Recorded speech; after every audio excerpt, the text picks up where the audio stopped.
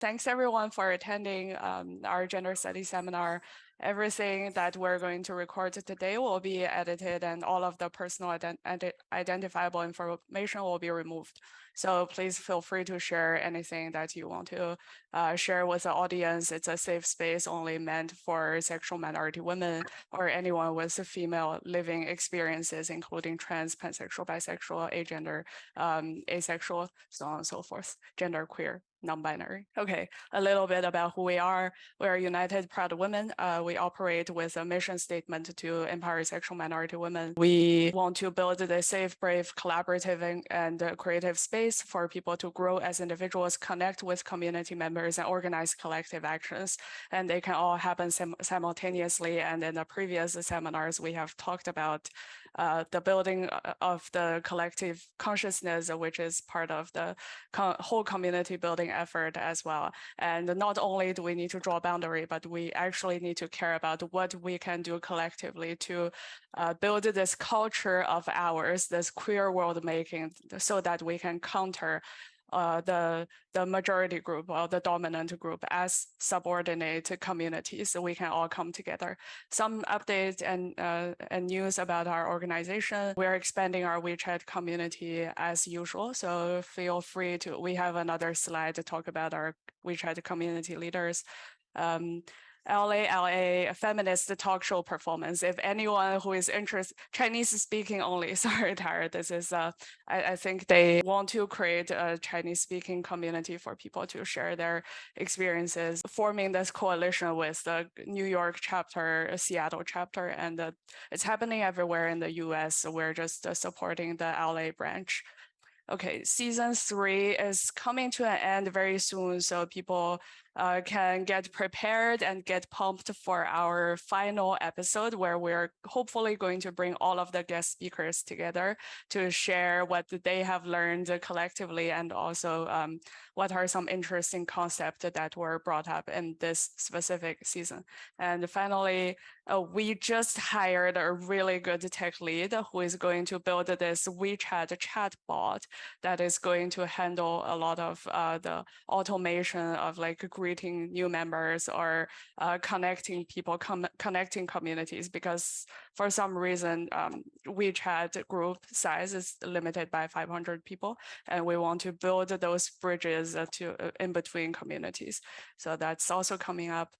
Some past events, we had Charlene Liu last time to talk about community building and how diversity is important in general. So we had that. LA Pride, we had a booth and we did the parade, and then it was such a party, and that was such a fun experience. Definitely doing it again next year as well.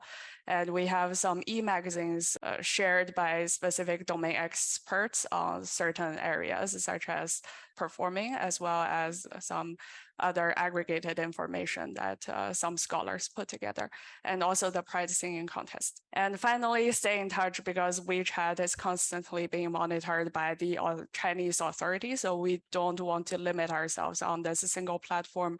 So we also have YouTube, Discord, email, website, Douban, WhatsApp, Instagram, especially Instagram. If people can start to follow us more and promote this account to your friends, then we can further promote our hopefully good material for the general public. Okay, without further ado, let's invite Tori to do a first quick intro about herself. Themselves, Hey, sorry. oh, it's okay. I use herself all the time too.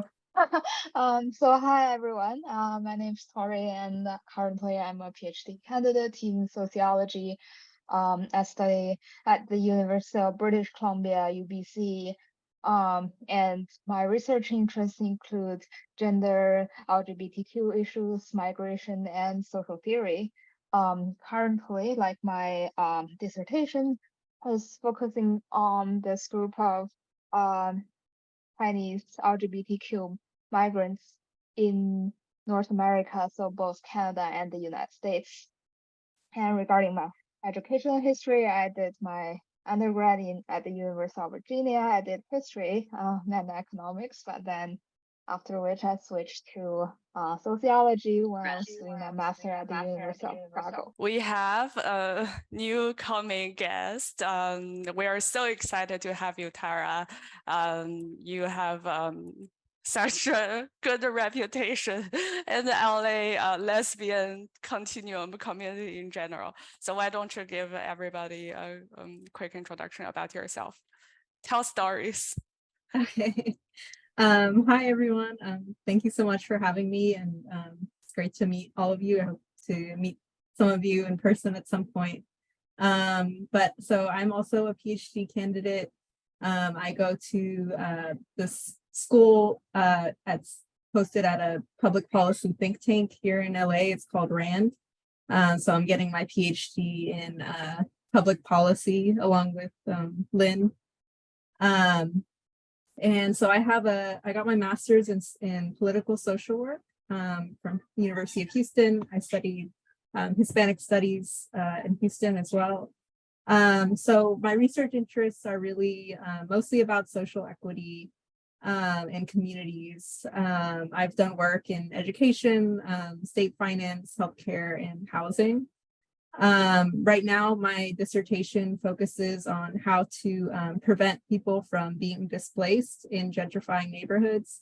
And that sort of connects back to some of the things we'll be talking about today, sort of that importance for subordinated groups to have a community as a source of collective power. So before I started doing all this, I worked at the Texas House of Representatives. I was a staffer, and I got the opportunity to be the director for one of the committees where the bills go through. I also worked at some other think tanks, and yeah, just worked on a lot of different policy issues, but I feel that my heart is always in political activism. How was working in the Texas, the state government different from working in the California one? Did you notice any specific differences? Yeah, yeah, they're really working at the state house in Texas was pretty tough. It's a really conservative environment. My boss was a Democrat, and he was really fighting for some good things. He actually did a lot for the LGBT community. So I really loved working for him, but he was constantly fighting a lot of homophobia, a lot of racism, a lot of sexism there. It was like stepping back into the 1950s when you go into that building. It was pretty rough. Here in LA, I've only worked at the local level, so I can't really, say what it's like at the state, but definitely like I wasn't out when I worked at at least not at work, when I was at the state house in Texas, because I didn't feel safe being out. But compared to when I worked at the local office here in LA, my boss was actually the first openly gay citywide elected official, and so I like marched in the Pride Parade with him, and so it was like totally black and white with that type of stuff. So yeah. Did you choose this person on purpose when you chose to work for the state in the local state government, or? Yeah, I mean, well, both of them, I kind of ended up getting opportunities that led me towards them, but I definitely chose to apply to work with them on purpose because both of them were doing some really good stuff. So cool. Nice. That's like coalition forming with the local influential LGBTQ individuals. Okay, that's a good segue. Oh, let me do a quick introduction about myself as well. Today it's just me. Usually it's Ringo and V, but V just has some really serious leg issue, I think, so she cannot join us today, unfortunately, and Ringo is traveling. So yeah, today sadly is going to be me. So hopefully I can be a moderator. I'm not as good as V and Ringo, but I'll try. Okay, let's go over some Safe and Brave Space Agreement first before we start. positive intent. I feel like we never had an issue before, so I don't assume that's going to happen today. Confidentiality, whatever that is shared today as personal stories, please keep it here internally and only share the knowledge that you have learned with the general public. And safe and exclusive forum for sexual minority women. And this is, we do not mean this as a discriminative action. It's more for leaving more room and time for the sexual minority women identified individuals to share their learning and grow the community collectively. And anything that is discussed today will eventually be made public. So there's no discriminative element here. It's more just for saving the space and time. And we encourage people to practice self-care. So please step out to take a break if anything you find triggering. Sharing, learning, and growing. That's why we're all here. Hopefully that people have something to take away after today's seminar. And start conversation by name and pronouns and speak on. This is a general guideline. If you don't feel comfortable sharing anything, just speak on anyway. We want to hear what your thoughts are. Okay. Moving on to the readings, today we have 3 readings. 2 of them are kind of mandatory, 1 of them is optional. So let's go over the first one, belonging and the politics of belonging. And why don't Tari give us a first round of introduction of what this article is about? Sure. And I will keep it brief.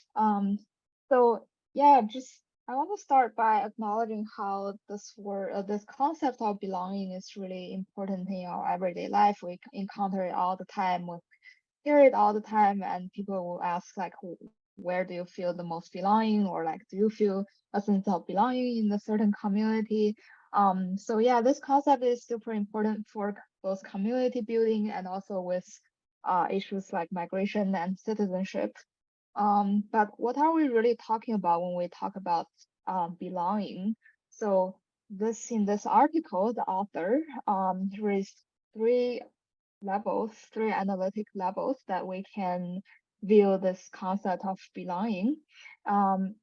Even though here it's showed in like arrow form, but it's not really like a step-by-step process, but instead, and they are definitely not mutually exclusive. Instead, there are just 3 levels, or like 3 different ways we can analyze, for example, where belonging comes from or what's important in belonging. So the first level, the author talks about social locations. And when we talk about social locations, we usually talk about, for example, identity categories. For example, as a Chinese, as women, as, for example, sexual minority. These are all our very important social locations that shapes our political experience, shape our everyday life experience. So that's the first level of belonging, which is always informed by multiple axes of differences. Each of the, for example, when we talk about being Chinese or being women, that means we're different, for example, from being American or a man. So that indicate that category of so that social category do indicate a really important difference, and that's how people view us as well. And the second point that's really important is that all social locations and all categories are mutually constitutive. And that's why we're talking about intersectionality today. Intersectionality, the basic premise of intersectionality is that all social categories and these axes of differences are mutually constitutive, meaning that, so for example, a woman, we don't really know what a woman mean until we have all these other parameters, such as Chinese women we fill in, or sexual minority women. And the more we fill in, the more concrete the image gets. So these different categories, their meanings are determined by one another, and they are not, definitely we can't view them in isolation. The third thing is that, so there are so many different categories, and normally people just talk about, for example, race, gender, sexuality, class. These are the so-called big four or sometimes big three in sociology. But sometimes other identity also shape us, shape our experience in very important ways, such as migrants and other stuff. So mentioning all these categories is a struggle for recognition to let people know, for example, what kind of differences or what kind of social categories that are really important to you. And okay, let's move on to the second Maybe we can level. pause here for people to chime in, and maybe Tara can start sharing some of your prominent social locations that you think matter to you, and how did you determine the rank of those social locations that you find identifiable? Yeah, so I'll share some, and anyone feel free to jump in at any point. So I guess as far as my social locations, I identify as queer or lesbian, femme, cis female. I was born in Mexico. I speak English and Spanish. On my mom's side, I have ancestry from Bangladesh and Pakistan. My dad's side, I have ancestry from Scotland and France. There's also this concept of street race. I don't know if if y'all have really heard much about that, but it's like, what race do people think you are when they see you walking on the street? Because that shapes a lot of your experience as well. Everybody thinks I'm Hispanic. Even when I'm around South Asian people, they always just they think I'm Hispanic. And I grew up on the border of the US and Mexico. So it's kind of a little bit of both cultures there. And yeah, I think also education is a big part of social location. Right now I'm in grad school. I think that shapes how I think as well. So from we discussed in the previous prep session, seems like social locations are kind of less permeable in comparison to the other dimensions, right? And Tori, correct me if I'm wrong, this is something that you're probably like intrinsic things that you're sometimes born with, or they don't like usually change that much. It's more about like who you are perceived by the society versus like how you feel about yourself. Or maybe Tori can jump in here and fill in more details. Yeah, I think that's a great segue to our second level, actually, because the second level talks about identification and emotional attachment. And as we know, like identification is like the other form for identity. So for example, identity can be a final product of it can be a very vague word, it can be a very all-encompassing word consisting of a lot of things, but identification is more like a process, and it's like not necessarily leads to a certain identity, and it's more like an emotional subjective thing that you for example, which group you feel the most emotional attachment or you most identify with, that's like the identification part. You have, for example, you are born into different social categories, and that's undeniable, but it doesn't mean that you will identify with all these categories. For example, if you are born in China, then you are probably like Chinese, but then you don't necessarily feel like very Chinese about yourself. So that your identification is not necessarily a direct, there's no like necessary connection between social location and identification. The emotional part can be subjected to many other factors. And also I think it's important to notice that identification and emotional attachment are performative, as all identities are. They are performative in a way that repetitive practices could take into effect of identity. And identity can be both like a cause of, for example, you attend certain activities or belong to social groups, and the result of you being in that group and developing all these bonds. So yeah, I think the performative aspect of identification is also where community building could really be relevant. Yeah, do we want to take a break Yeah, here or? maybe as a sociologist, you have done so many interviews previously. How about you do an interview about yourself, about yourself's social location, and how is that like tied to your emotional attachment, or how does that shape your emotional attachment? Do you observe any discrepancy or conflict within your own identity or emotional realm?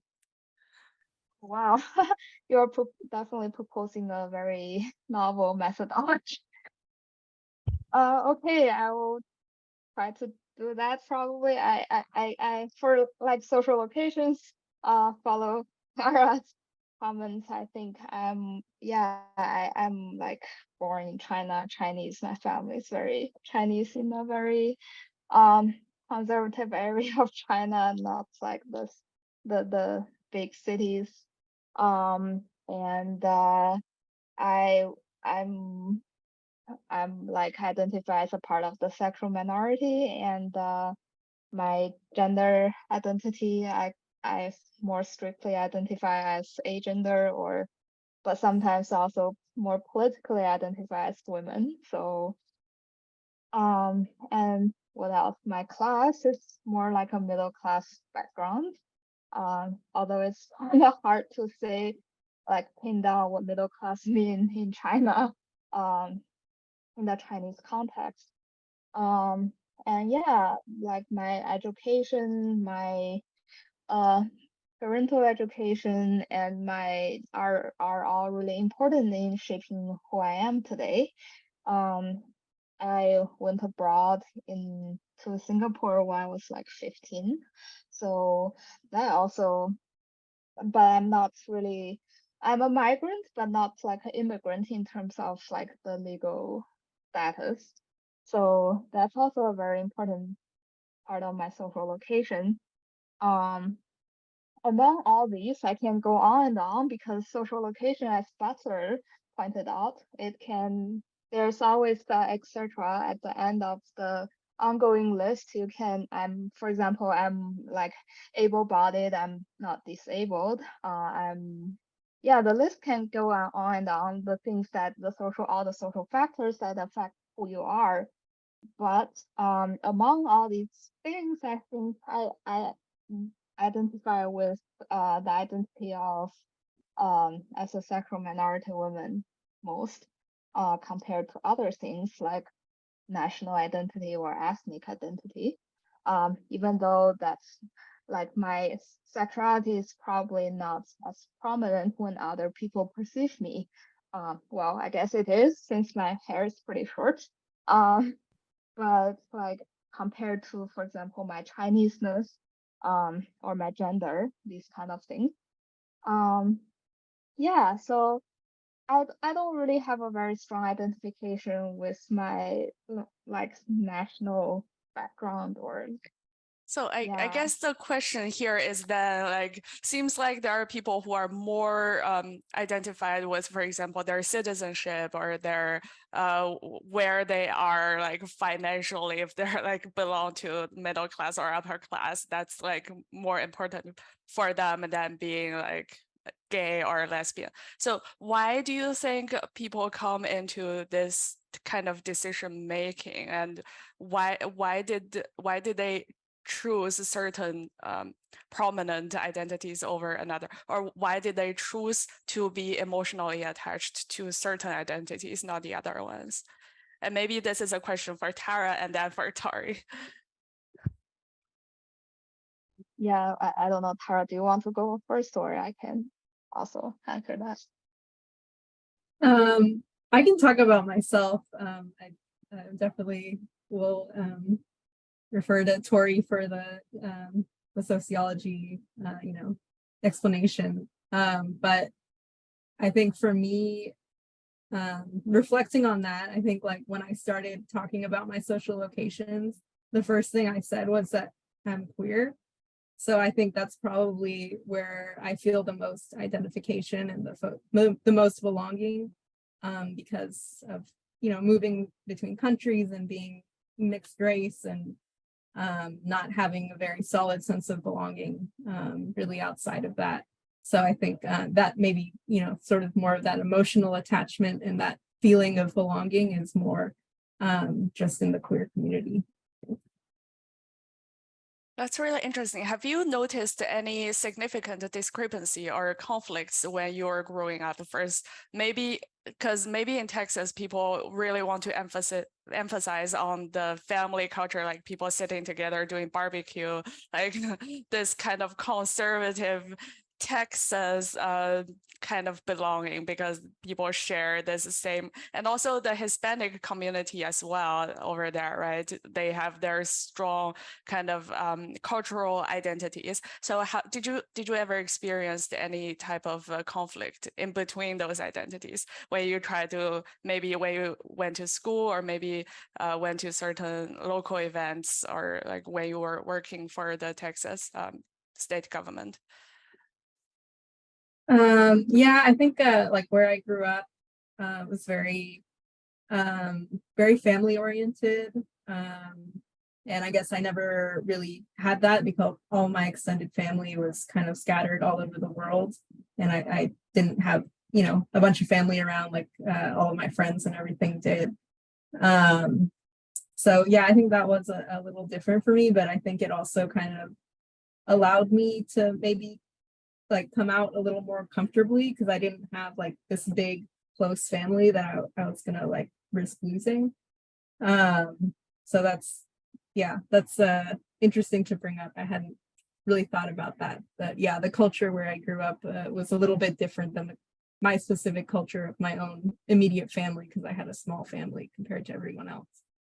And you didn't really like belong to, for example, a church family where a lot of Texas people consider that they're belonging, right? No, I didn't. I didn't go to church. My mom was Muslim, so we were sort of raised Muslim, but she wasn't really religious. So we didn't. Yeah, I didn't have a church family, but I've definitely. I know a lot of friends did grow up in the church, and they had a bit of a conflict between that sense of belonging to their church family and their sense of belonging to their queer community as well. So, but that wasn't my experience. So you did observe sometimes people have their internal struggle as well as external pressure when they tried to decide which group they belong. Yes, definitely. Yeah. I see. Okay, moving on to Tori. Tori, maybe you're coming from a Chinese background. Maybe kinship or family value, first of all, is what people have in their mind. Like especially since I'm also Chinese, I get that a lot. Like especially when I talk about how I'm not close with my family and people will raise questions. So let's start from there. Maybe did you receive any, did you perceive any specific conflict between your identities and your emotional attachment, maybe your national identity as well? Yeah, for sure. I think the family thing you mentioned is really important because even though like my parents are pretty loving, I guess, if I'm being using the nice word, uh, but I'm not very close to them, to be honest. They we talk about very superficial stuff, always stay on the surface, not really talking about anything in depth. And my coming out experience wasn't that smooth either. So I just don't feel like a very deep connection with my family. Yeah. So I don't see how I could possibly develop a very strong identification with that part of my identity.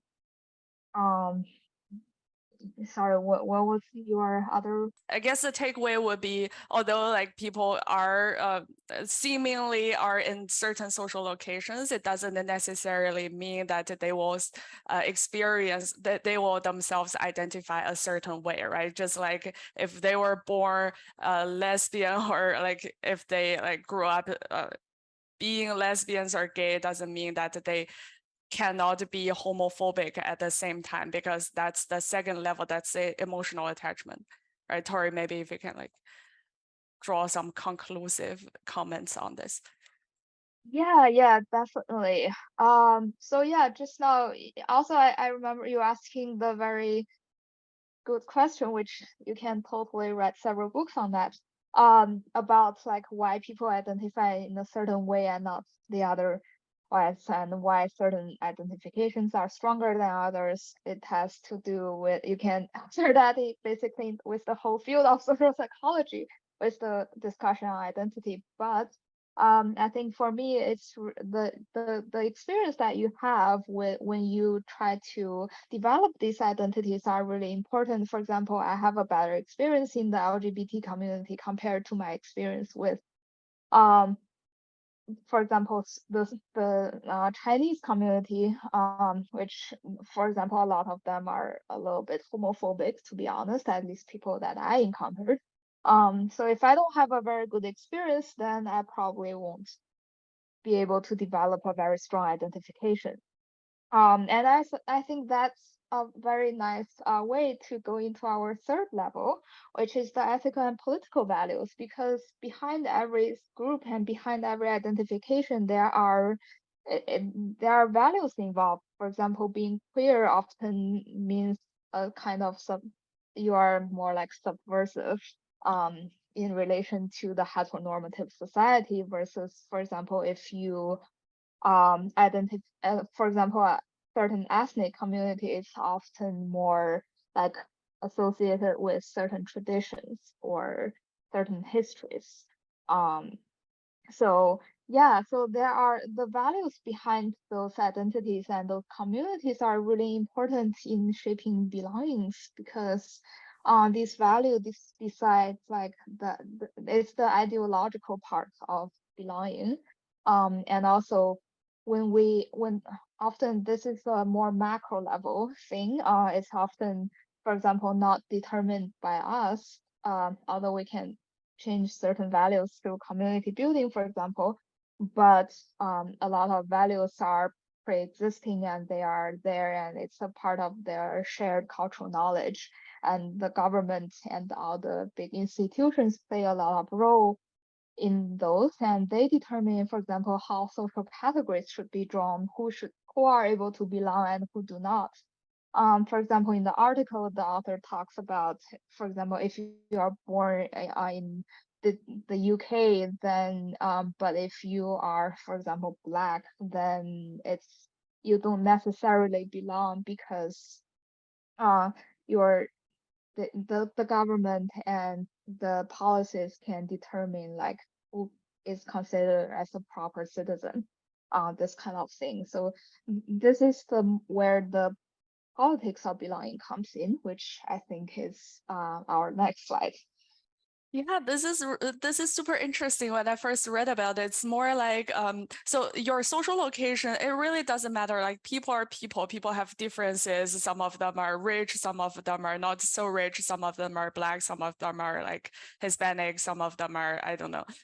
The people have different skin colors. So it's like intrinsic nature. People are just born differently. And then there is this emotional attachment where people try to like draw boundary and like try to push each other, and maybe like people get emotional, and this is where like a lot of the dynamics comes in, because like if people are just different, then there's really nothing like, there's no difference, purposeful difference making. It's more like people are just different. It's nice, and then it's just like there are a variety of people, and then these political entities, they can manipulate people's emotional attachment to achieve their own purpose. So we almost see this dynamic in between like the second layer and the third layer, where people have their emotional attachment, and those can be shaped and even forged by political powers. And then those will reinforce the emotional attachment, and those can like also play some role in their political value and political identities. Is that correct understanding, Tori? Yeah, definitely, exactly. I would say, yeah. And when we talk about belonging, we often talk it as if it's our responsibility to develop a sense of belonging. I always find, for example, the most suitable community for ourselves and develop it's belonging for our own well-being, but actually the concept of belonging is full of politics, and it's so easy to manipulate those senses of belongings, and we should definitely be cautious of what's behind the bigger power structure that shape our belonging and or not belonging or So unbelonging. That's the word. So maybe Tara can shed some light on like growing up in Texas, you have seen like the Trump supporters rising in power, and then there are some surprisingly Hispanic immigrants that probably even potentially can be discriminated by electing Trump, and still they were Trump supporters. And maybe Tara can talk a little bit about the mindset behind that. Yeah, so where I grew up, from the border of US and Mexico, and 99% of the people there are regarded as Latino or Hispanic. So either their ancestors were from what we now know as Mexico, or Texas used to be Mexico, so their families were just there. But there has been sort of, I think, a shift in when you think about race, that's something that is constructed. So once Trump started coming to power, many people who were Hispanic, Latino, where I grew up, who many of whom are sort of have lighter skin and have been able to sort of get some of the privileges of being white, even though they're technically Latino, and are in the US, Latinos are considered a group that is usually subordinated in the power structure. They started getting appealed to by Trump and his campaign, and even the parts where he's saying people from Mexico are, sending their worst, and sort of like the racism against Mexicans. A lot of people bought into that where I grew up, even though they themselves were of Mexican heritage. And for the first time in, I think, many years, the place where I grew up ended up voting Republican and voting for Trump, because he did sort of appeal to that. And I think that's where social location like race can be manipulated, like you all are talking about, by people in power, in order to achieve certain means and certain ideological shifts. What were some methodologies, if you looked carefully, what were some approaches that they took to carefully appeal to this audience so that we can be aware of? Yeah, I think symbols were a big one. I think like American flags started going around. I started seeing more like American flags flying around. A lot of Trump also had, his red hat, his Trump, paraphernalia. I started seeing a lot of that.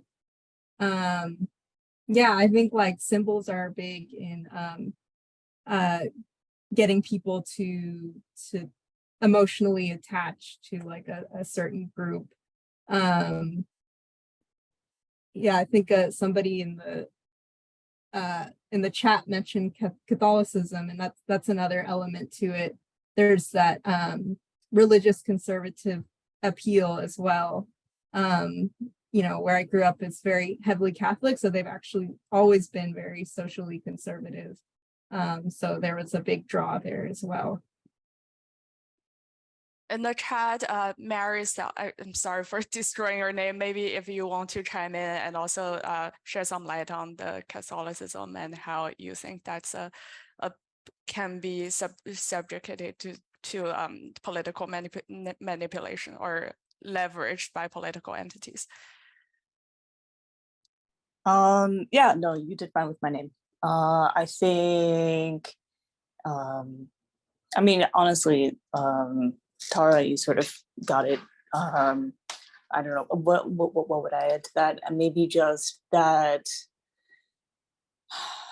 oftentimes I think people can invest a lot of their sense of self in things external to them, and that can look like an institution, it can look like marriage, it can look like a nation state. And if you're investing too much of your sense of self into those things, then when you feel like those things are threatened, you can also feel like you're personally being threatened. And as Tori talked about, in the sense of like where you are situationally and socially, I think it's not necessarily hard for somebody to identify with like religion more than they might identify with race, especially like I think in the US, as an analogy, people frequently won't, like if you think about, okay, where is the line between middle class and being poor? And that's actually something that's really hard to distinguish because nobody really wants to identify as being poor. Like actually poor, not just like colloquially poor.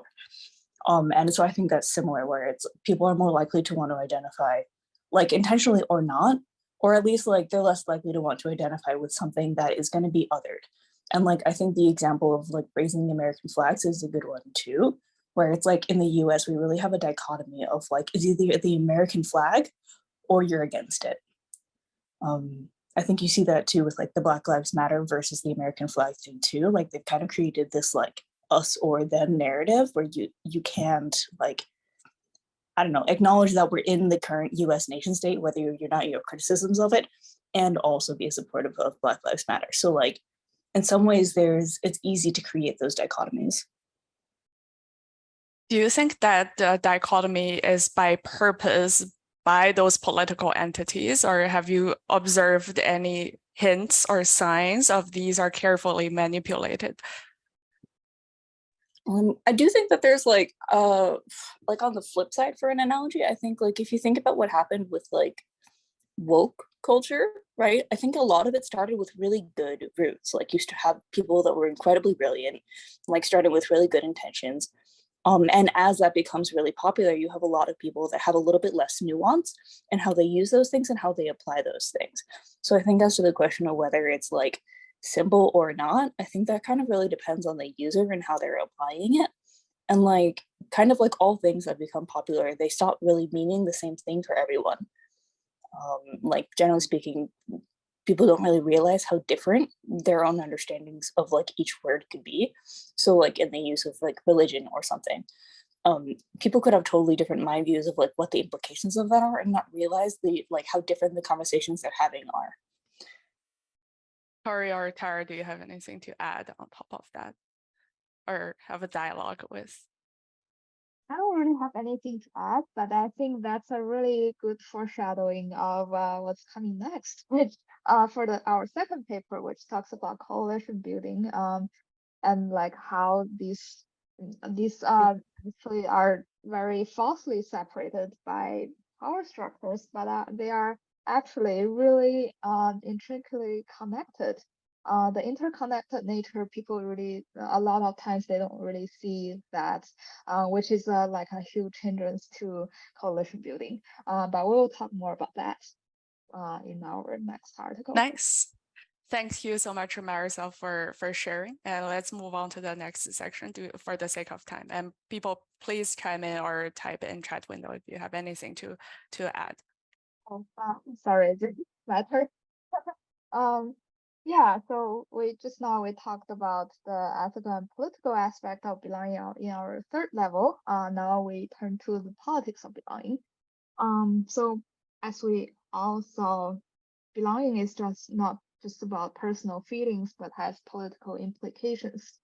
So how it is important to see, for example, how belonging is regulated by power structure, and that these power structures and institutions and government, all these can regulate who can belong and who do not belong.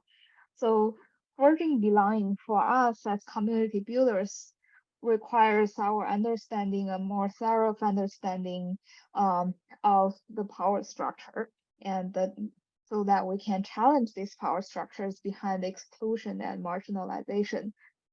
Just as Marisol said, like a lot of times we have all these dichotomies, the conflict, for example, between the American flag belonging to the United States versus the Black Lives Matter. But these are actually all like false dichotomies because we can really have these are not mutually exclusive in any sense, but a lot of times can appear to be either or. So we have to choose parties, us or them. So we should really see behind what's creating all these dichotomies and all the exclusions and marginalizations that shape our sense of belonging. And this is as like I'm talking about this, it seems to be very easily said because it's all in theory, but in actual practice there are a lot of challenges and pitfalls. But before going into that, we should probably take a break here and see if anyone wants to chime in, and Tara, please feel to share as well. Yeah, maybe we can together to brainstorm what are some of the strategies or some hints for us to identify those pattern of being this sense of belonging, this need of emotional attachment being manipulated by political powers to achieve their goal instead of people's well-being. Some other I can no, I can start first. So maybe growing up from this Chinese community, and then coming in here. So when I was in Boston studying in my undergrad program, and then I have this super homophobic auntie, and she strongly identified with the local church, and even though that she was not really like part of the church group when she was first in China, and then immediately after migrating to the US, she got herself involved in the church community, and then ever since she started to practice being homophobic so that she can be more aligned with so-called westernized culture, because maybe in her perception, westernized being is maybe she chose to belong this certain way, and she chose to identify as homophobic so that she can belong more to the local community. So it's just one personal example. I feel like the citizenship, as we discussed earlier, also has something to do with people's sense of how state government or countries manipulate people's sense of belonging. And in the other episode in Charlie E. Zhang's Dreadful Desires, we also mentioned how political regime manipulated people's perception of their like mother country or homeland to even capture the sense of belonging. Even their citizens are not really their citizens anymore because they are abroad or like they already migrated away. They still figure out a way so that they can evoke people's sense of belonging. Yeah, I also like thought of something on this also, like when I was reading the article, I think in the third section they talk about the British case and talked about how in a certain period of the British politics, they use, for example, language as a way to gauge your level of belonging. For example, you need to speak good English in order to belong, and I can totally relate to that. Because for example, when I first went to Singapore, I thought my English was horrible. I couldn't speak coherently, and I thought that's like a big factor in like not being able to belong. But after, for example, I came to the United States, I found out that it's actually not about English at all. Even if you speak perfect English, or like even if like for a lot of Asian Americans, when they are born in the United States and English is their first language, you can still be this perpetual foreigner just because you are Asian. So yeah, there are just so many different criteria of belonging. And when I was in Singapore, for example, the government want us to learn English well because we belong to this group of scholars who are supposed to do, like make contribution to the Singaporean economy. And that's like that kind of install a sense of deficiency in me, that I thought, okay, I don't belong because I don't deserve to be belong to have a sense of belonging because my English was horrible. I don't if I don't understand others, how can I belong to this country? But that was when I was still a teenager. And after that, I just realized what are some of the ideologies and even like language. There are so many layers to it. You can't just, for example, like gauging whether an immigrant's level of belonging based on whether their English is good enough, even though like the migration process when you apply for citizenship, there's a language test in that. Now I'm no longer afraid of the, for example, the language test, but that doesn't really mean I can develop a sense of belonging. So that's just some personal examples I thought of. That's really interesting. And then they promoted this whole concept of the American dream, as if like if you're in the other part of the world, then you cannot really like work hard to get what you want. And only in the U.S. as the liberal land you can do this. You can achieve your personal goals. Yeah, exactly. And I saw in chat that yeah, the language is such a tool for social engineering, justifying nation states, etc. So yeah, it's all like super connected, all these aspects, language, institutions, social locations, blah blah blah, and our task is just to see how these different aspects all tie into, can be like a social engineering program that shape our belonging or unbelonging. Yeah, it's just intriguing to see like how people are just born a little bit differently, and then they have like sometimes groups can develop so much hate towards each other for no reason, and like maybe the political forging or this manipulation can be one answer to why certain groups feel so much hate towards each other, although like people are just a little bit different because of skin color. It's like really nothing, but then those get amplified so much by the political powers to achieve their own purpose of coming into power or whatever. I see Yujue 老师 again chiming in with so much content. Do you want to share? Okay. I think your sharing just reminds me of something like, I think the belonging that changed based depending on the historical and the socio-cultural context and the circumstances people locate themselves in like.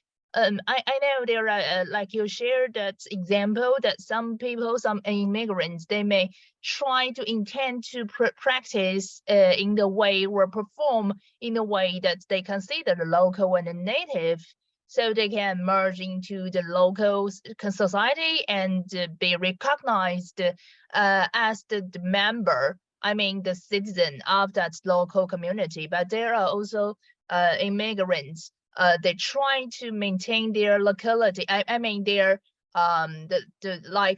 the characteristic of their hometown, of their original races, that they try to be more connected closely to their hometown. I just remember a case study of Chinese female immigrants in Switzerland.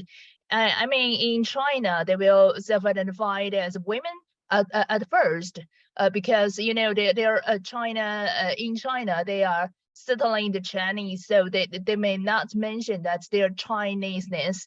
They will try to mention that okay, they're women and that different status from like the male citizens, but when they immigrant to the Switzerland, they try to live in a way that Chinese first and the women as women second.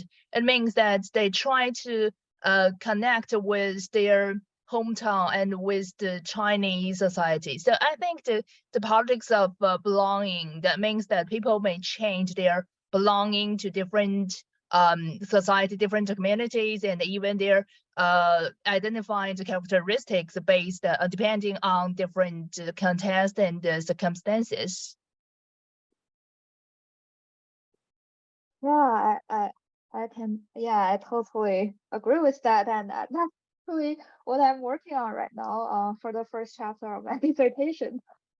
So yeah, basically the argument that sense of belonging in this case, but mine is more has to do with like intersectional identities. But I think these are all, of course, interconnected, and I feel that they are constantly in the process of making and remaking, depending on the social context when you move from one country to another, or like even within country, the shifting social context can really make a difference about what your most prominent identity or how you want to label yourself and how you develop a sense of belonging in that. So yeah, I will probably share more if when I'm done with my writing. That's really interesting, and that has something to do with our second article about like how the changing nature and this ever like evolving part of identity can be leveraged by us to form a coalition. So maybe we can talk more about that in our next few slides. To this case study of the Filipino immigrants. Tari, do you want to give us a quick overview? Yeah, of course, this is our supplementary reading and also one of my favorite actually, about the sociology of race and ethnicity. So just now we talked about how like identifying all these power structures, identifying them as interconnected instead of isolated, it can be more easily said than done, because this reading actually provide a good case study of Filipino immigrants in the United States.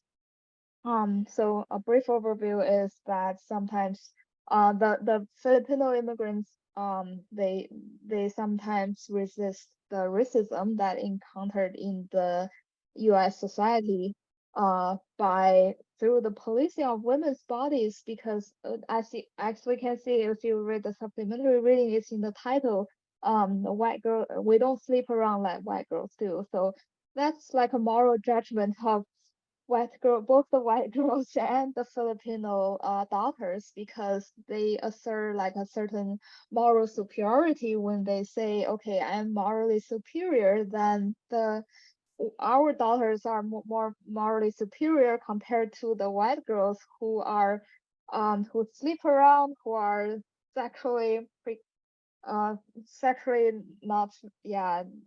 not very careful or something.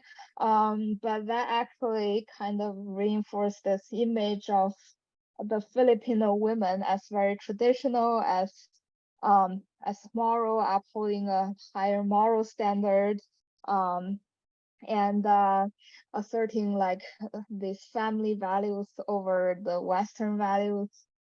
So that's a really good example of how a certain diaspora community upholds like an ethnic identity at the cost of reinforcing patriarchy. Because when we, just like in our previous sessions, we talk about a way of analyzing these problems as who benefit and who suffers.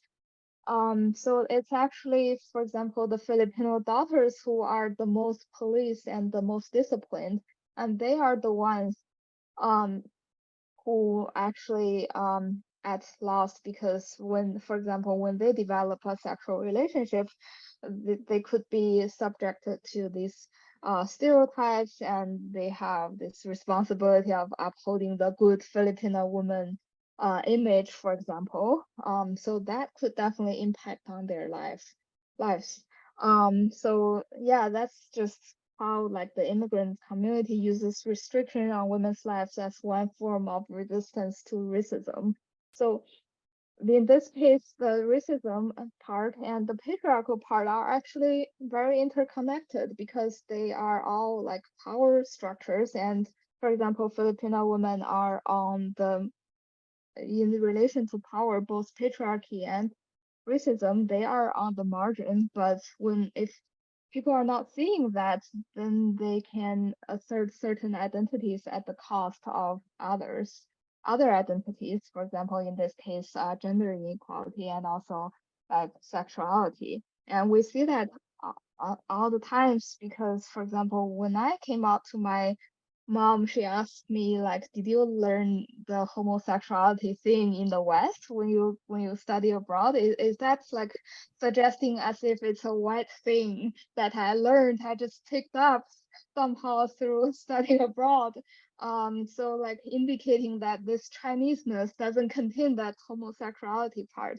That must be somehow like a bad influence that like in the course of studying abroad. So that's just super ridiculous, and that shed light on the interconnected nature of all the struggles we have. Yeah, that's my brief overview, although not so brief. I guess my immediate takeaway from this article is people are just hurt. Like if you looking at how Filipinos, even like the straight men, they're hurt because of racism, and like the women are hurt because of their community turning against them and policing on them to achieve this, I don't know, sense of superiority or like their own to enforce their own identity. So it seems like there's this, just in general, people are not happy, and then there's turned against each other by the political entities. And maybe in our next article is such elevation from this bottom that we just reached, because the next article is going to talk about how we solve this problem, how we turn these weaknesses into our strengths when we form a coalition. But before that, maybe we can ask Tara to share some insights on what were your takeaway when you finished this article. And audience, please raise your hand or chime in the chat. Or yeah, I'll defer to the audience if anybody has any specific examples, but it just I think the immediate thing that came to my mind was sort of I think the use of women's bodies to uphold certain racist or nationalist agendas. I feel like does happen repeatedly in different contexts. In the US, for example, this idea of rape, of like Black or brown men like raping white women, was used as a justification for like lynching and a lot of violence towards these groups. And sort of women's bodies were sort of used as like a political sort of pawn to uphold that racist ideology and agenda. So that's sort of what came to my mind in the US context when thinking about this.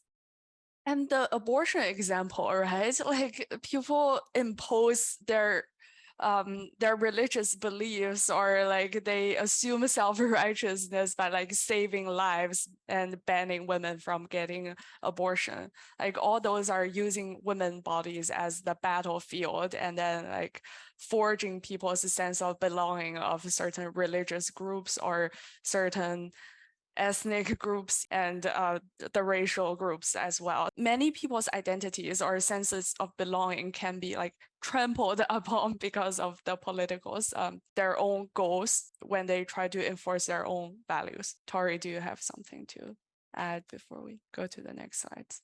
Yeah, I really agree with everything you said, and yeah, I just feel like can be especially challenging when you have very this complex intersectional identities, because oftentimes they are in conflict. For example, the Chineseness can be in conflict with the sacral minority parts. When you are with like for example, when I first arrived in Vancouver, there are a lot of Chinese immigrants here. A lot of them belong to the older generation, and I feel like I have to just present myself in a very different way among them. So yeah, when handling these conflicts, we can emphasize certain identity at the cost of others, which is very problematic, and usually those with the most complex intersectional identities are the ones who suffer. So yeah, I don't really have any other specific personal stories I thought of, but maybe it'll come later. Maybe we can quickly move on to the next the next few slides. So here we're still like seeing all those problems. People are hurt, and when they hurt each other, and they're turned against each other by political entities. So how do we use this type of weaknesses and groups are divided, marginalized, and suffering? How do we turn that into our strengths? That's really mind-blowing when I first read the second article. So maybe this is a good way to move on to the second article about the solutions or the potential breakthrough of the current dilemma that we're facing. So Tori, maybe you can give an overview of the second article. Yes. So the second article is more of providing more of a solution to all the problems and challenges we just identified. We ended on a pretty grim note just now. But now we turn to coalition building because first of all, we need to know what coalition means. So the basic argument here is that conceptualizing identities as coalitions, as first in internally heterogeneous complex unities constituted by their internal differences, and second, dissonances and by internal as well as external relations of power. This would enable us to form effective political alliance that cross existing identity categories and pursue a liberatory politics of interconnection. So I think what's worth highlighting in this argument is that first, identities are internally heterogeneous because oftentimes we talk about identities as if, for example, when we share an identity, it's as if we have same experiences or that we are suggesting a kind of sameness. But actually, the author is saying that identities are inherently heterogeneous. Nobody is having exactly the same experience, of course. And there are always, we are all located in all these different axes of social locations, axes of difference. There's no, almost at least, no like exact same social locations that we share. There are so many differences. But how can we negotiate all these differences and still like mobilize around certain things or form collective identity?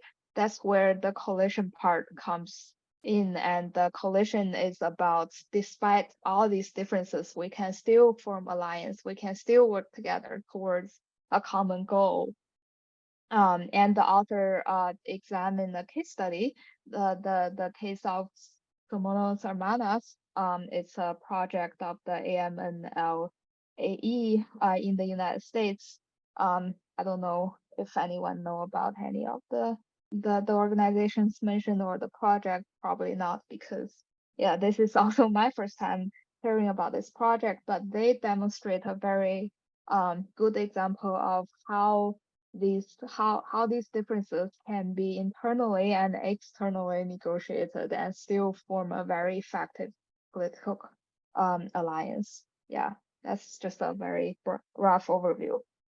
So what I found really interesting about this argument is that it says that although some groups can seem to be very coherent and homogeneous, there are internal conflicts that we still need to deal with. So we might as well just treat every group as a dynamic and heterogeneous and with dissonances in them, right? And that is going to help us to overcome those difficulties much better. So to give a concrete example, maybe people assume that lesbian spaces are safe, but in the past we have experienced people who internalize the homophobia and project that feelings towards other members in the lesbian continuum group. So those type of internal differences we have to deal with no matter what. And this article is suggesting that that we might as well treat like this lesbian coalition forming, just as if we're like forming coalition with straight men. We still cannot expect people to like,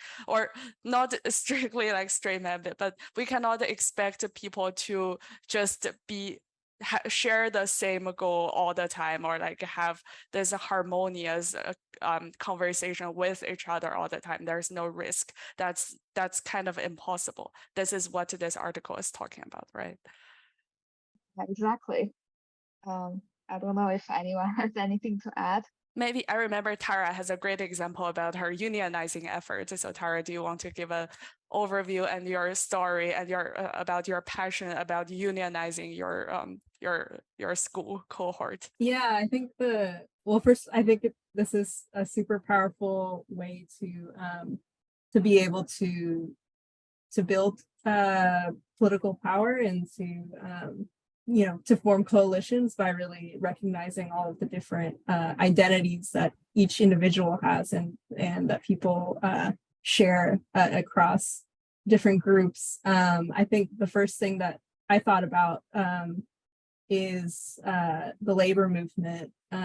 So right now, my grad school is unionizing, and our union started as a union of automobile factory workers, but now it's grown to have all sorts of different fields in it.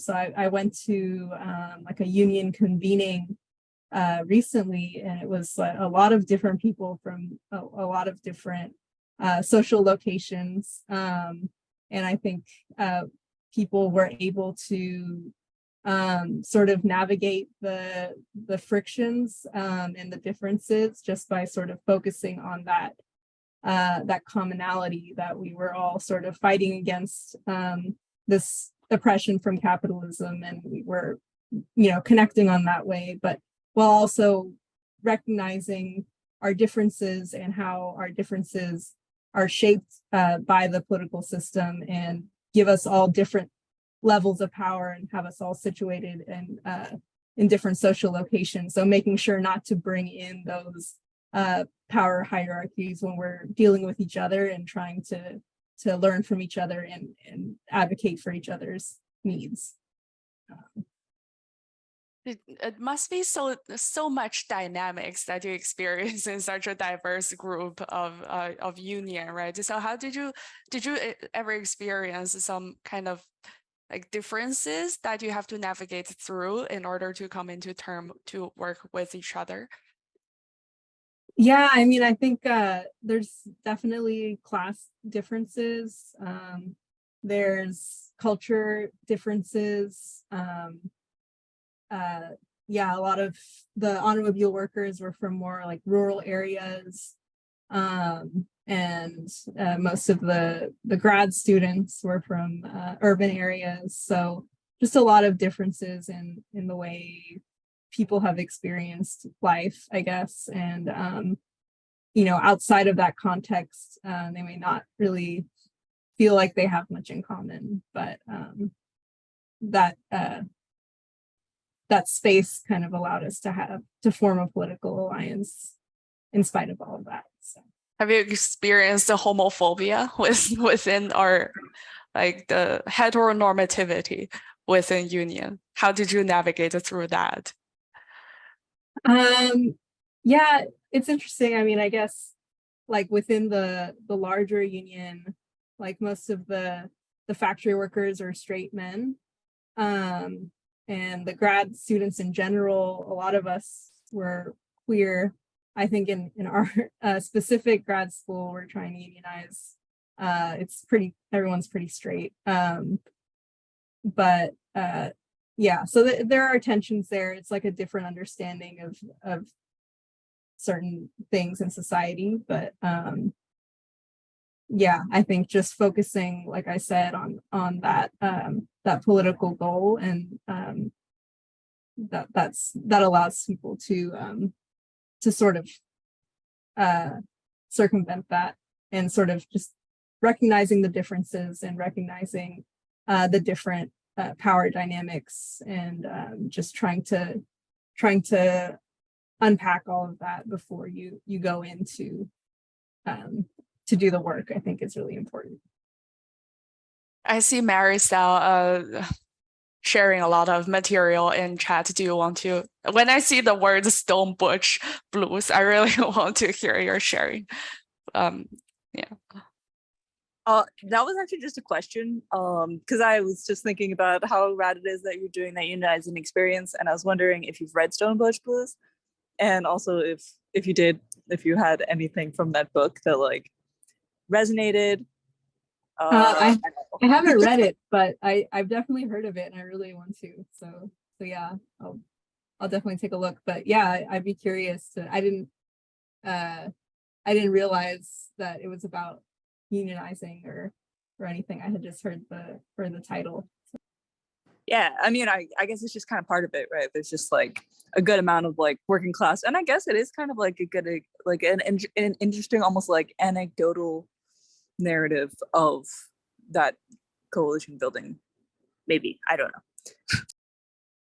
That's such a powerful message, just to like set a specific goal and then together we achieve that goal. It's a constant reminder that despite the differences, we cannot give up. Like despite that we're all marginalized and then we seem to be small together, if we like proactively reach out to other groups who are equally marginalized, and then we can not only like together achieve political goal, we can probably also turn people into less homophobic or like less heteronormative in a sense. And I think this is a really good segue to the case study where like they not only formed a really good bridge in between marginalized community, they also kind of shaped a little bit or raised visibility of the homosexual or the lesbian community a little bit as well at the meantime. So this is kind of a win-win situation and acts as a counterexample of the brokenness and the suffering that we saw in the previous article.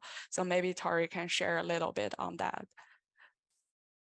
Yeah, so just want to first give a very brief overview on the discussion of coalition identity and intersectionality, because that really ties back to our major theme of intersectionality and all the identity concept that we've been talking about in previous seminars. So first of all, there's like it's important before we move on to the coalition to know like a distinction between the identity-based groups and the coalition. The former is more considered as a space of similarity, seclusion, and safety, as we talked about, like how the safety space is important, and we draw boundaries and we separate different we have this separatist politics, and also like within the group we share a lot of similarities, versus coalition. That's a very different perspective. It's more considered as a basis of difference, confrontation, and risk born out of necessity. Sometimes we don't really experience every coalition as feeling like home. For example, in the unionizing example, if there are straight people or straight men who are, for example, homophobic, then it's probably not as we do not feel as safe as like home per se. But that doesn't mean we can't form coalitions. So actually, all the identity groups are coalitions by virtue of their internal heterogeneity and the tacit or explicit creative acts for which they are organized and represented as unified. So that means like all the identity groups are one of the characteristic of all identity groups is that everyone is different, and that should be a premise from which we build collective action.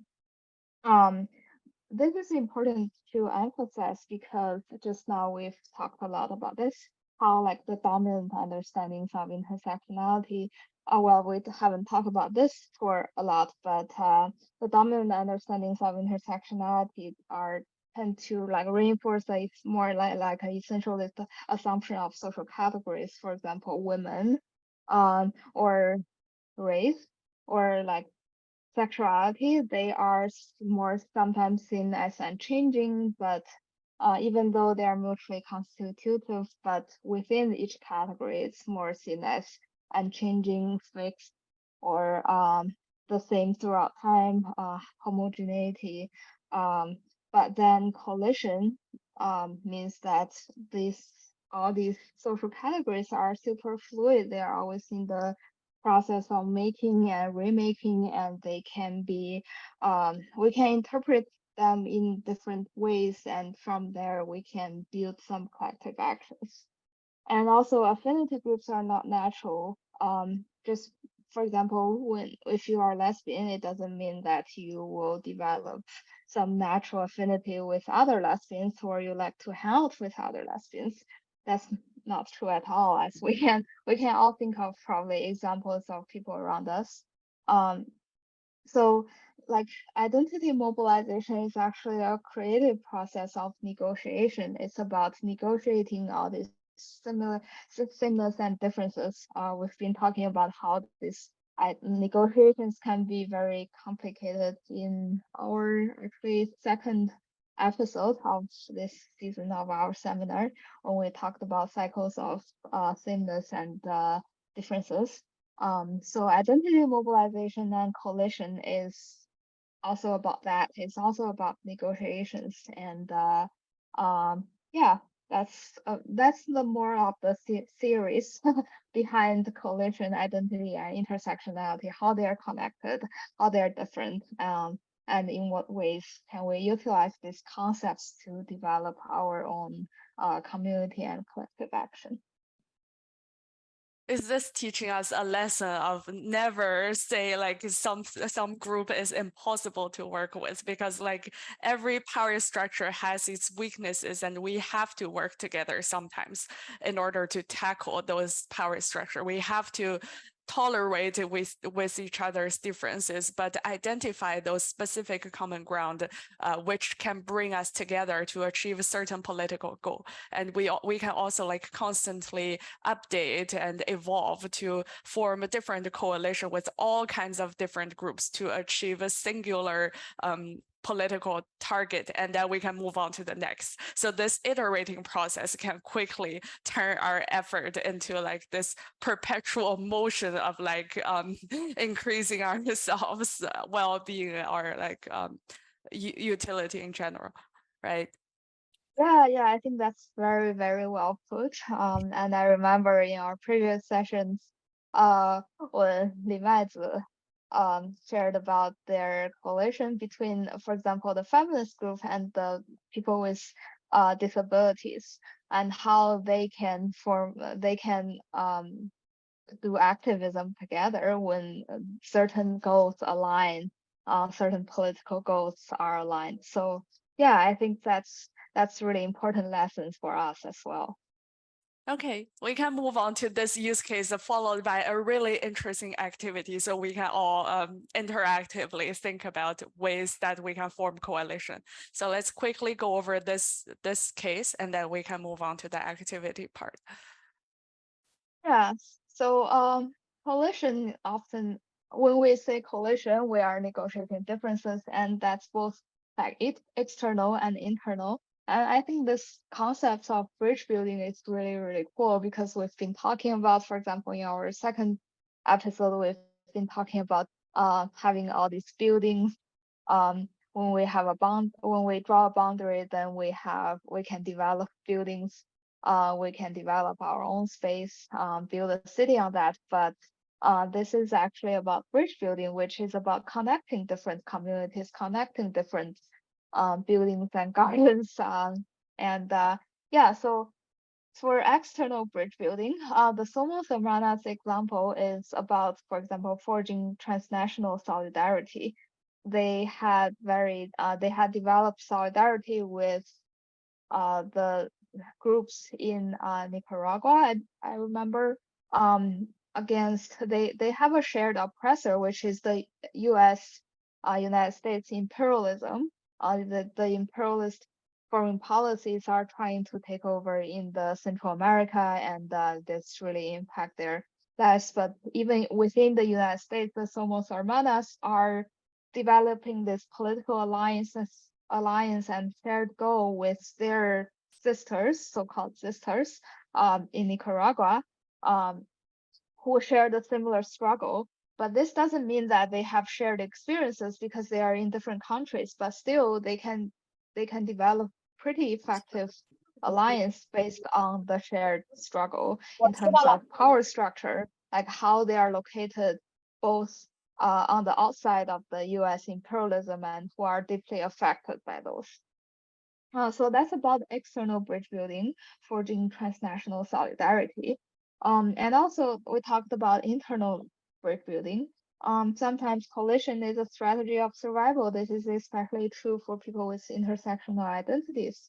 For example, when sometimes these identities are in conflict, I think the article mentioned about one of the members identified as good, whereas in the US sexual culture, androgynous is the way people use to describe like this kind of more gender neutral or even masculine identity. So they have to negotiate these different parts of themselves to achieve a more holistic or integrated view of themselves as consisting of all these different parts, but still that shape who they are. So that's about integrating different aspects of their identities and also connecting struggles that are falsely separated. For example, their racial and ethnic identity and their sexual identity might be falsely separated by racism and by heterosexism, but it doesn't mean that they can't come together within one person. So this is a really powerful quote I put at the end. This is also from the article. The differences within us can enable a radical alliance among us.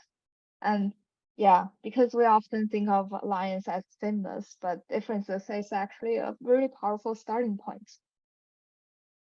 Yes, I think that's what we're doing with Tara, right? We're all like sharing this lesbian identity, so we're like forming this coalition to talk about, despite maybe some slight racial differences, and you're yet still here with us talking about strategies to do queer world making and develop lesbian continuum. So do you want to share a little bit of your personal insights and also building on your rich experience of social organizing, participating in social movement, if you can talk more about any of these? Yeah, I really like the term. Speaking of like sense of belonging, I really like the term queer. I feel like it brings together a lot of different people that just don't like fit in with like the dominant structure. There's a book that Tori's going to be talking about in a little bit.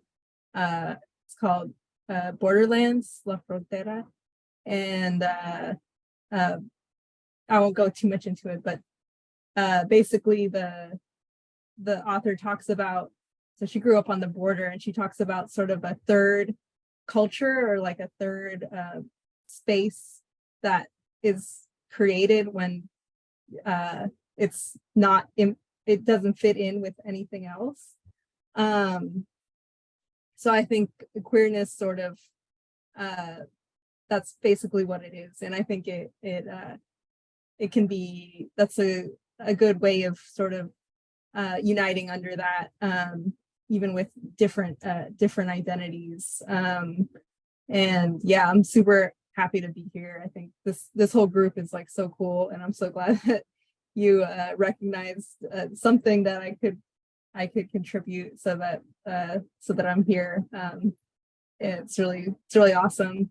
And yeah, I think in my experience, still pretty limited, and hopefully will grow more, my experience in activism and organizing. I think the biggest thing is just sort of recognizing that how our experiences are different from each other. We all experience oppression in different ways.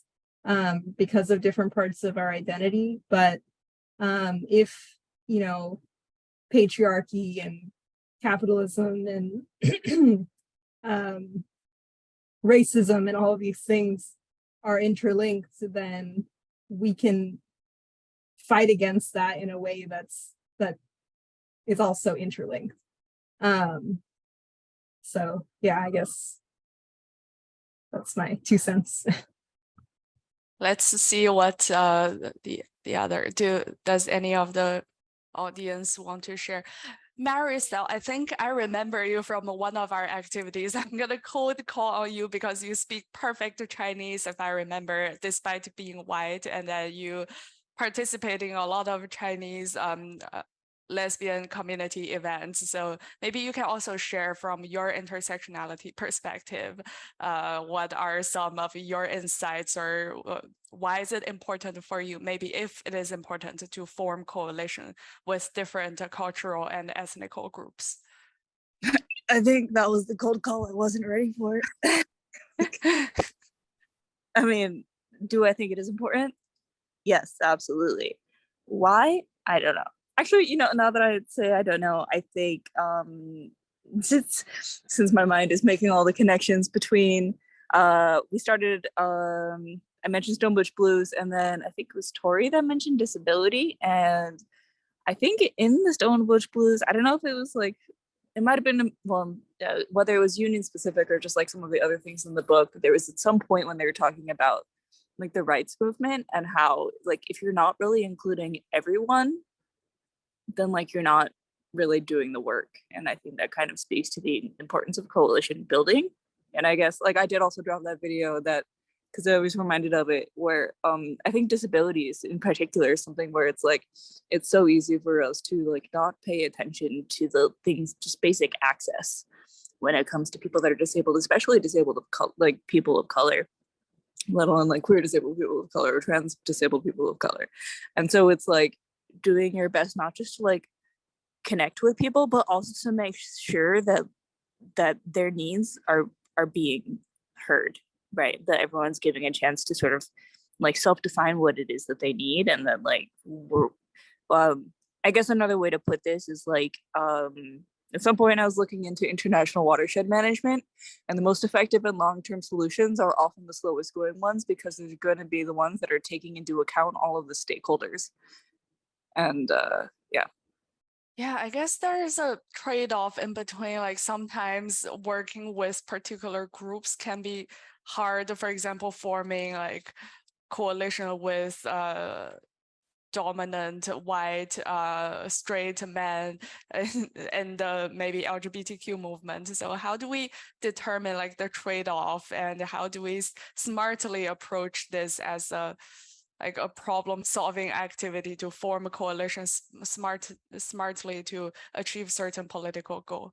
I don't know, from a pure empirical perspective, Tara, have you experienced any, or what were some thinking process when you come into decision making?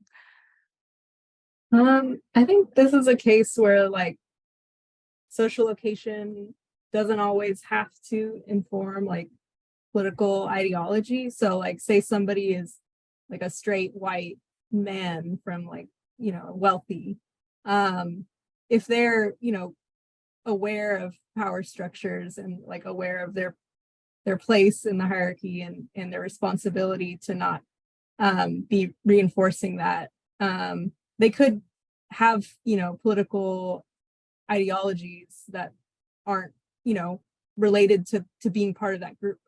So, you know, in that way, they could be an ally and could be part of the coalition as well. So that's a strong message and such a powerful one for us to really go out and get to know each other, get to know everybody, and see if we can form a coalition, and do not assume people is going to fall into certain category just because of their like social locations. That's such a powerful message to share with all of us. I think, yeah, that's definitely one of the biggest takeaway, is just to leave that room for discussion, to accept the potential opportunity to form a coalition. Kane, do you want to share your the BIPOC queer power in tech intersectionality?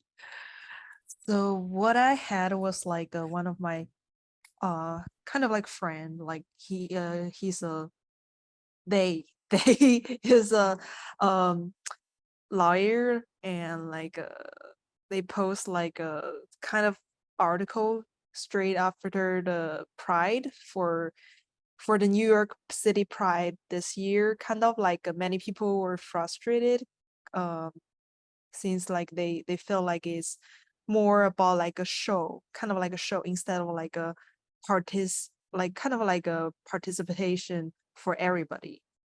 And some people like release like a question, uh such as why do pride actually getting a lot more attention, or like getting more popular than the Black History Month, or like Asian Asian History Month.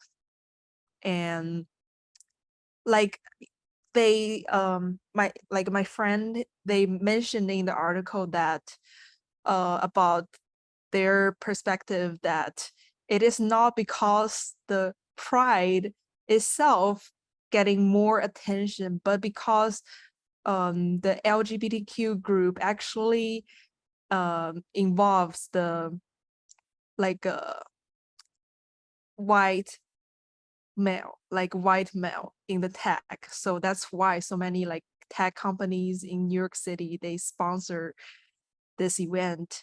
And that might be the only, not the only reason, but like the major reason that they start to sponsor.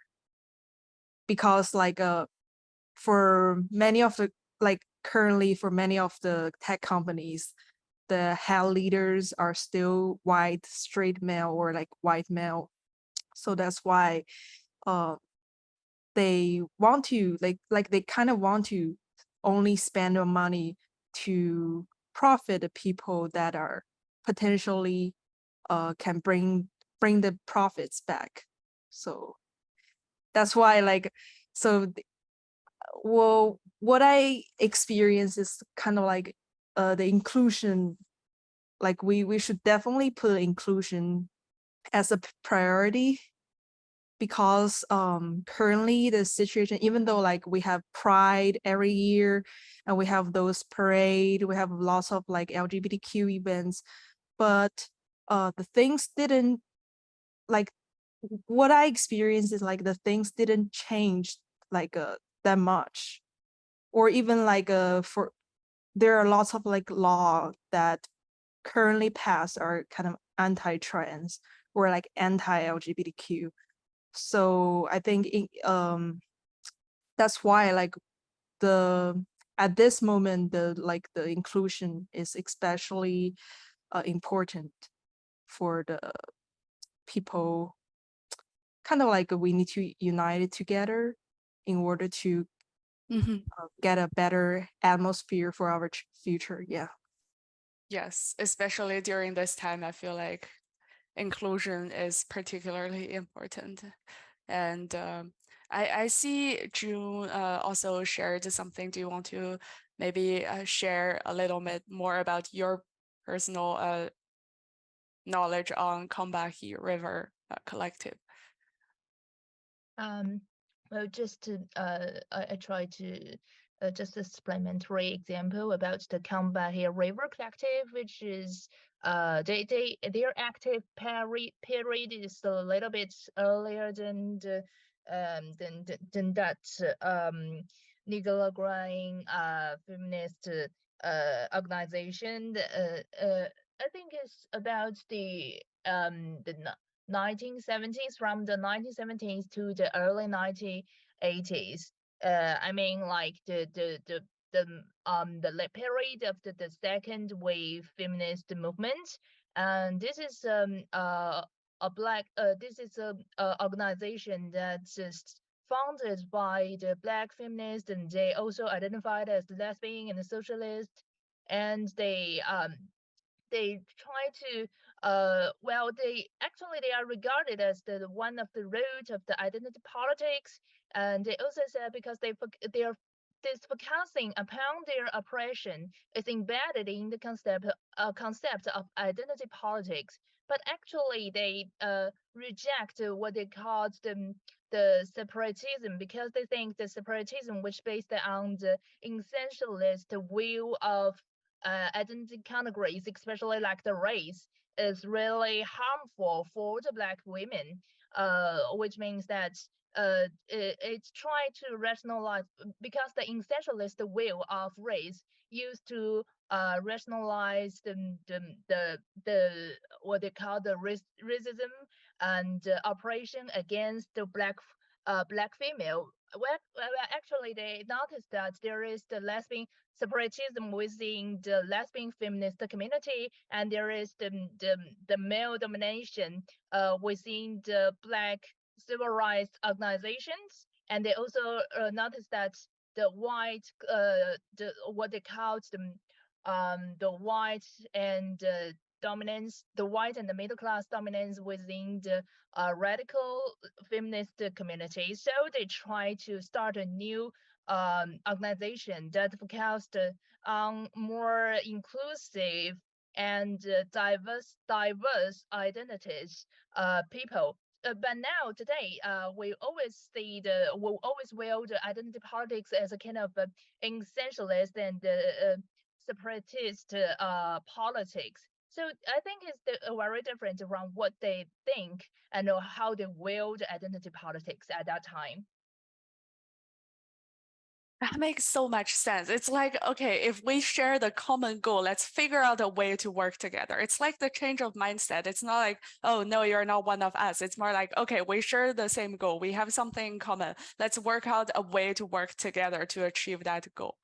Right? That's like such a powerful dynamic. That's a powerful mindset to have when we try to push for social movement.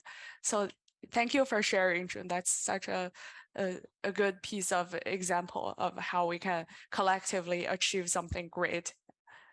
Let's do this activity called building bridges. If people still remember, there was this this slide, deck slide, where we talked about how we draw boundary first, like, and then we have houses and we have buildings as if like our intellectual houses are buildings, and then we collectively build on top of that because we cannot take things for granted. Even the cultural structure is needs some effort to be built. So if people recall that slide, so this building bridges, it's kind of like almost the same concept. So instead of building only houses or infrastructures or buildings, we also need bridges so we can bring two marginalized communities together.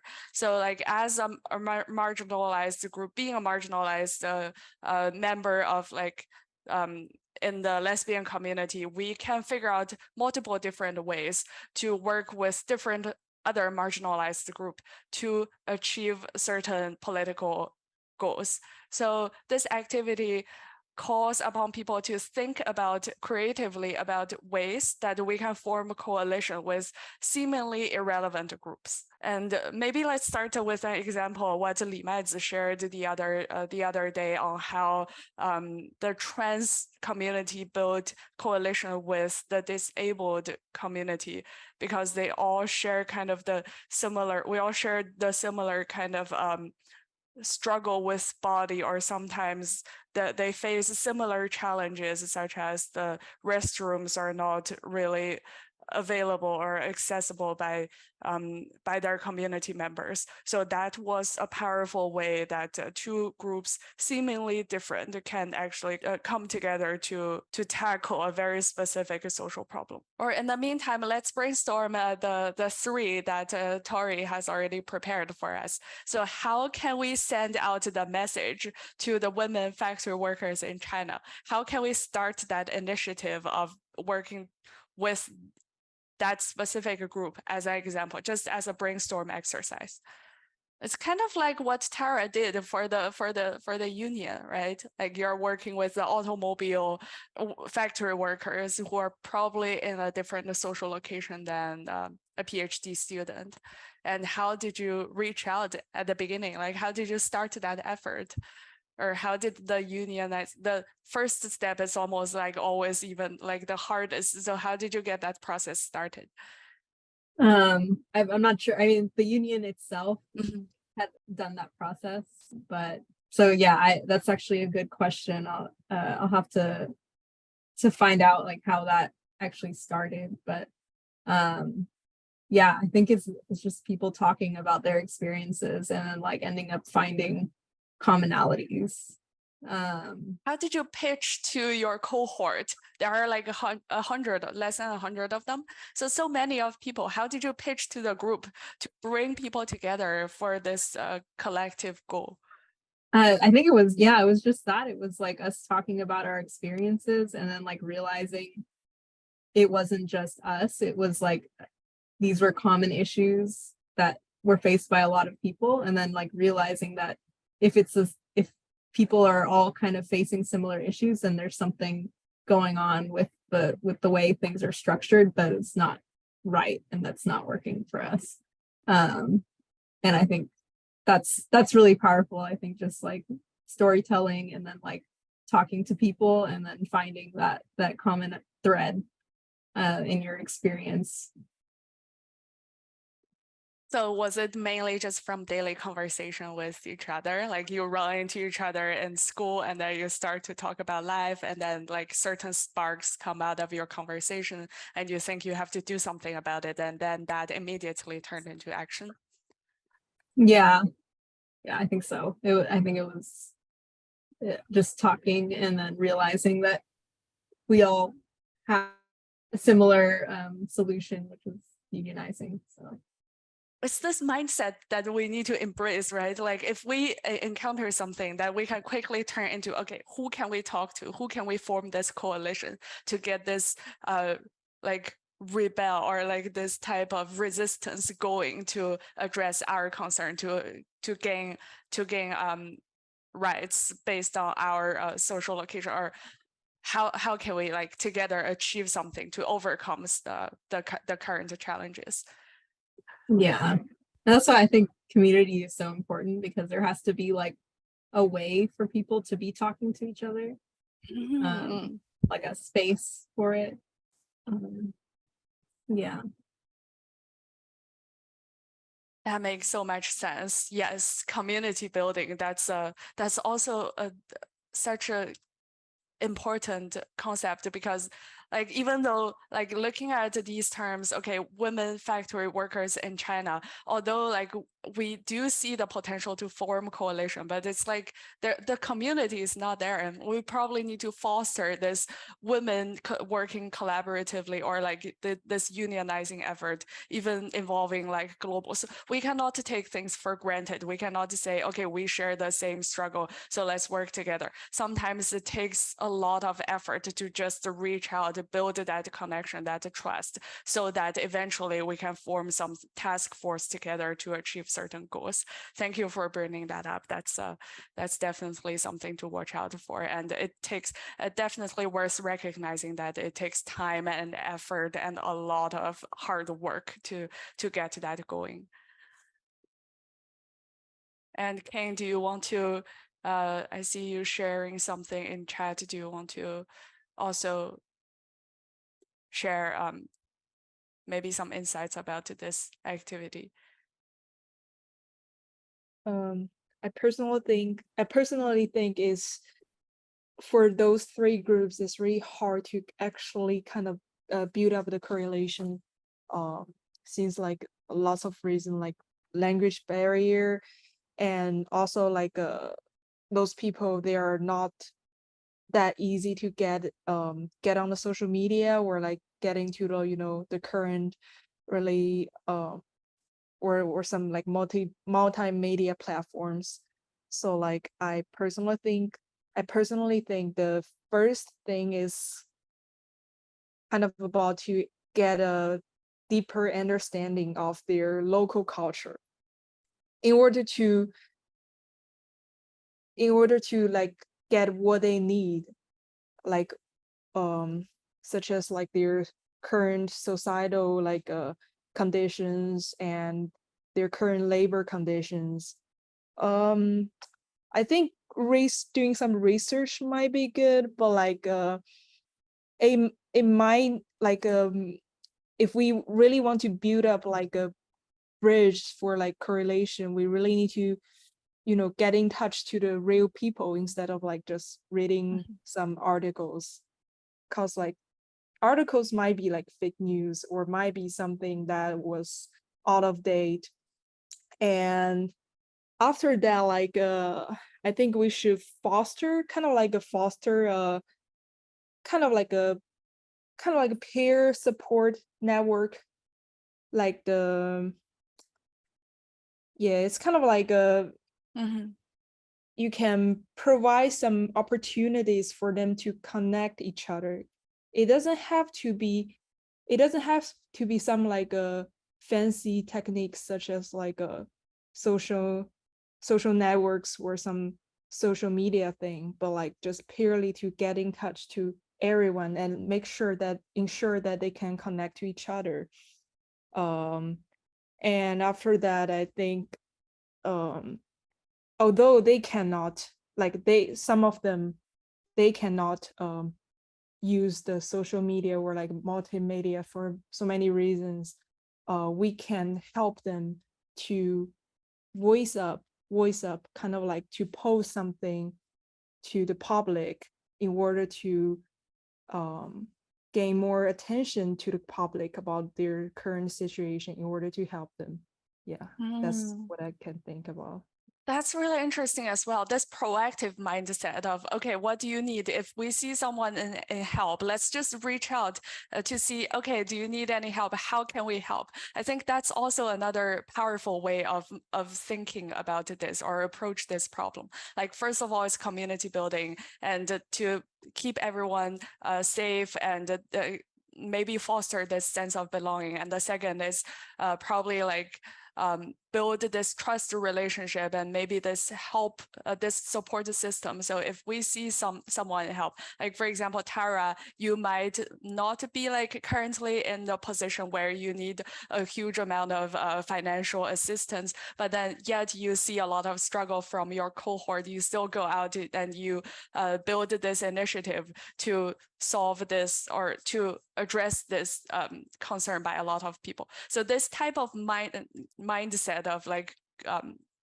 mutual support and being helpful to each other, to other marginalized group, that's another key to tackle this whole power structure. Tori, what do you think? Yeah, I think everything Kay and you mentioned are super important. They are very practical advice and guidelines as to how we can approach all these issues.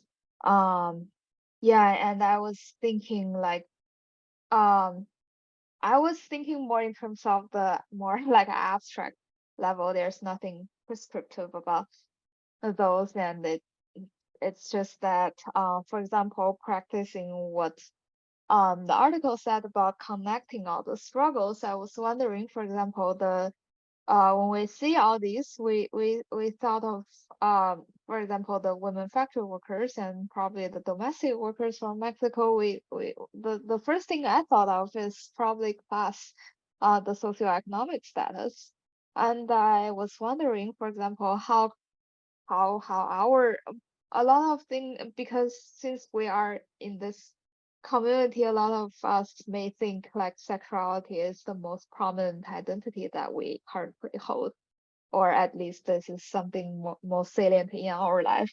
And the oppression come from the heteronormative society. So I think it's also important to for example, think about how heteronormativity, heterosexism is also interconnected with socioeconomic oppressions, or In the third case, the refugees, how that is connected to this whole regime of citizenship versus like refugees or migrants.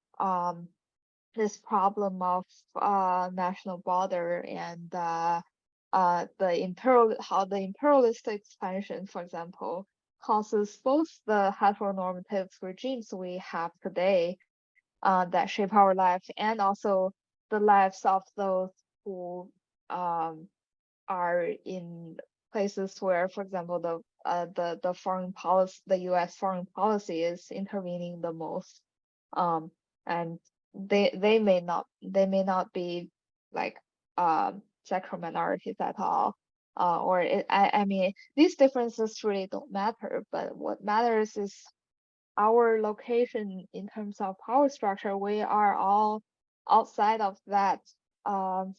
That's most what I was thinking about the word, but it's not coming out right now. But it's circle of arm or something. I suddenly forgot that's the word by Gail Rubin. If someone can remind me. Although I'm using it in a much more expensive way. But anyways, my point is that like how we can think about these different axes of oppression as interconnected, as something that affects all of us and that shapes all of our lived experience. Yes. Thank you, Tori. I know Tara has a hard stop to go enjoy the rich nightlife in LA, queer life, so I don't want to delay you anymore. In the meantime, Tara, do you have any last words to share with the overall App Women community in general? No, just thank you again for inviting me. I hope I hope I provided some insights. But yeah, this is a really awesome group, and I think what y'all are doing, creating community and like a place for sharing and growing, is like so important. I feel like it's the foundation of all of this change and all of this work. And yeah, so I hope to keep just attending or being involved however I can. So yeah, final question: how do we challenge heteronormativity and do queer world making? I don't know. I always like to like do like a thought exercise about like creating, if I could just like create my own islands, like, and just start from scratch, like what would it be like and what would it look like? And so yeah, I feel like that's always like a good like thought exercise to kind of think about how things could be different. So you sort of like start from almost like a place of like science fiction, and then like how do you work towards that? Awesome. Yeah, thank maybe you. Let's talk about it more at the if you're coming. Oh yeah. For any of you who are in LA, Tara, what is the first club we're going, so that Maricel can join us? Yeah, it might close. It's called what's it called? Ruby Fruit. It's like a wine place. It might close at 11. And then Honey's is the other. Okay, one. I'm gonna post it in our WeChat group, so stay tuned. I'll post all of the links. Okay, final. Tara, please go get prepared. We'll meet very soon. And okay, thank you. Tari, Bye, nice to meet y'all. Nice to have you here. Okay, Tari, do you want to add some final notes on additional readings? No, actually, I mean, if you guys are all going to the club, I don't want to delay you any No. further. So just all these readings. So yeah, the just give a very brief overview. The first two are about, I think Tara also mentioned, for example, the first one from Tara is the experience of growing up in the borderland. And the second one is very similar with the same author and the others. This bridge called My Back, I highly recommend. It's and both are highly really excellent readings about intersectionality and about especially for Hispanic culture, like those group of Hispanic queer women. It's about their lived experience. So it's a great read. And the third book is more relevant to the Chinese context, where we can, through this book, we can probably think more clearly about the relationship between like being queer and also class struggle. That's what we are getting at in our activities when we talk about, for example, the factory workers, how these are all interconnected. So if anyone's interested, please check out these books. All three are books. They are pretty heavy reading. So you can just read the intro or chapter 1 or something. Yeah. Yeah, that tragedy of heterosexuality went viral when we recommended to the overall friend circle. Everyone was super excited about that book. So thank you so much, Tori, for recommending. That was such a great read. Okay, let's open up the forum to see if anyone has anything else to share. I know Yujue Laoshi is coming to our final panelist discussion to 1 episode away now, so really looking forward to that. Okay, I think that's it, if without any further comment. All right, thank you everyone for attending. Next episode is going to be about temporality of queerness, and we really look forward to that 2 weeks from today. Thanks everyone for attending. Have a nice weekend. Thank you.